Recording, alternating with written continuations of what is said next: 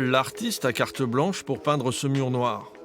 C'est la première fois qu'Aldi se lance dans une fresque monumentale. Cette plasticienne toulousaine sort de ses toiles pour conquérir un nouvel espace.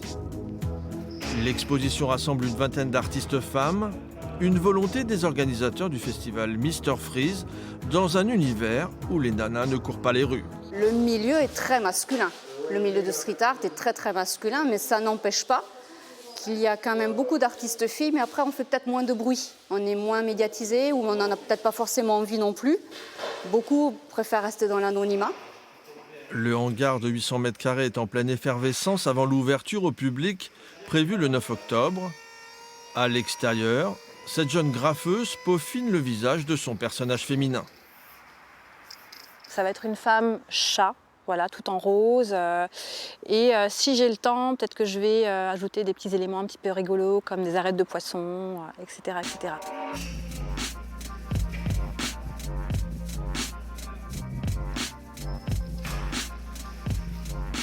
J'ai essayé justement dans cette expo de présenter un peu tout. Donc on va se retrouver avec des filles qui font du lettrage assumé, graffiti et wall style des années 70, très orienté États-Unis. On va se retrouver avec du graffiti plutôt moderne, un peu figuratif. On va se retrouver avec de l'abstraction, avec de tout.